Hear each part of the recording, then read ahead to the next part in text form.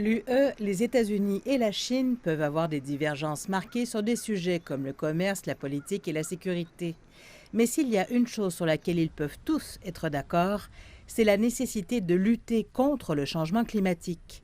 Et comme les principaux émetteurs mondiaux d'experts en gaz à effet de serre se sont réunis jeudi pour une conférence virtuelle, la coopération est cruciale s'il y a un espoir de maintenir la hausse de la température mondiale bien en dessous de 2 degrés Celsius, comme le prévoit l'accord de Paris.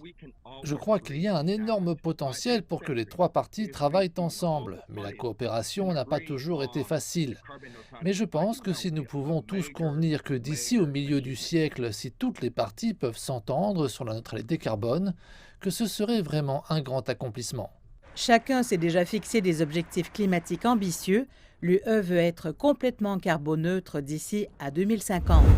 La Chine vise à être carboneutre d'ici à 2060, alors que ses émissions atteindront un sommet d'ici la fin de cette décennie.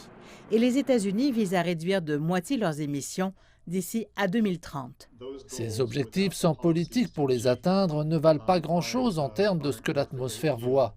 Et vraiment, c'est là que la conversation doit se poursuivre pour ceux d'entre nous, comme les États-Unis et la Chine, qui ont fixé des objectifs net zéro. Comment y parvenir? L'investissement et beaucoup d'investissements semblent être la réponse. Et avec des milliers de milliards de dollars dépensés pour ramener les économies affectées par la pandémie de la COVID, le moment ne pourrait pas mieux tomber. La Chine est déjà en train d'éliminer progressivement le charbon, non seulement avec des éoliennes et des panneaux solaires, mais aussi avec une refonte complète de son réseau électrique qui est le plus grand au monde. L'Europe investit, elle aussi, des milliards dans des investissements verts, tout en s'efforçant de rendre ses objectifs climatiques juridiquement contraignants. Il ne s'agit pas seulement des ours polaires et des îles de faible altitude, etc.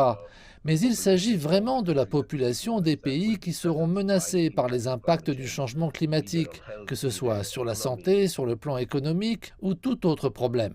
Le sommet COP26 de novembre à Glasgow, en Écosse, est l'occasion idéale pour l'UE, les États-Unis et la Chine de montrer un front uni en établissant la norme mondiale, non seulement pour des objectifs climatiques ambitieux, mais aussi pour des stratégies claires et coordonnées sur la façon de les atteindre.